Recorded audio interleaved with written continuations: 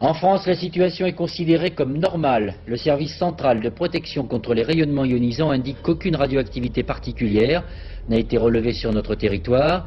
Il ajoute que plus de 100 prélèvements ont été opérés sur des légumes tels que salades, épinards, artichauts, poireaux, persil, oignons et j'en passe.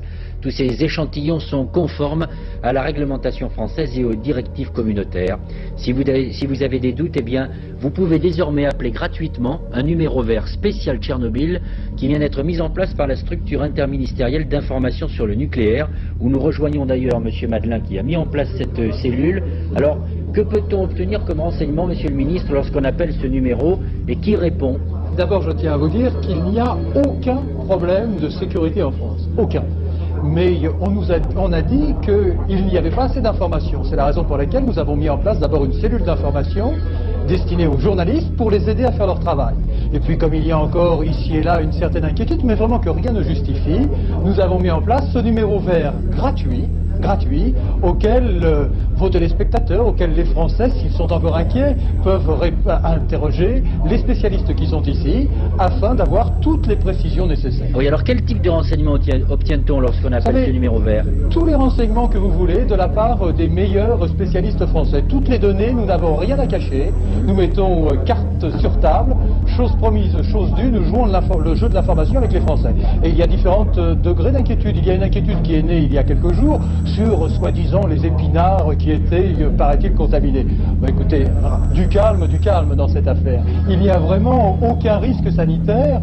J'ai déjà eu l'occasion de dire que l'on pourrait commencer à s'inquiéter et aller voir son médecin si par hasard on trouvait, mais on n'en trouve pas dans le commerce, 3 tonnes d'épinards irradiés et qu'on ait l'intention, sans les laver, de les ingurgiter dans les quelques jours qui viennent. C'est vraiment dire, je prends cet exemple pour montrer qu'il n'y a aucune inquiétude à avoir. Tout ce qui est aujourd'hui chez les commerçants français, bien évidemment, est plusieurs fois surveillé.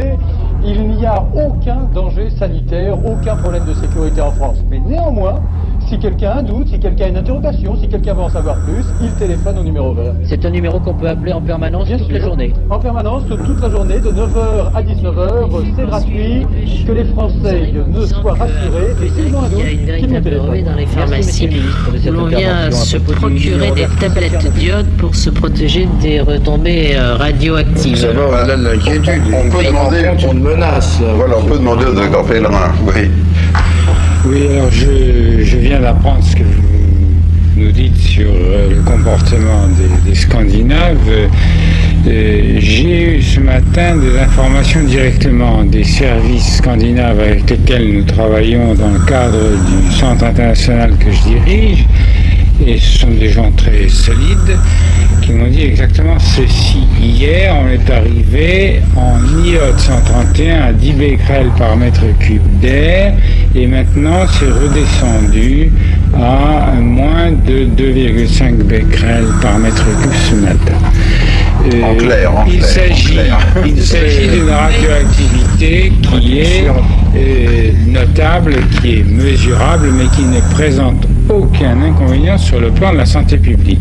Seulement, on a fait tellement de catastrophisme sur le plan du nucléaire qu'on risque de déclencher des paniques. Alors je voudrais bien dire ici clairement que même pour les Scandinaves, la santé n'est absolument pas menacée. C'est un phénomène que nous suivons tous, toutes les personnes compétentes dans ce domaine, sur le plan européen et mondial d'ailleurs, et qui est très intéressant à suivre pour les enseignements qu'on en tirera sur le plan des mouvements d'air, des masses d'air éventuellement radioactifs provenant d'un accident, mais ça ne menace personne actuellement, sauf peut-être dans le voisinage immédiat de l'usine, et encore c'est surtout dans l'usine que je pense que les Russes ont admis qu'il y avait des personnes lésées.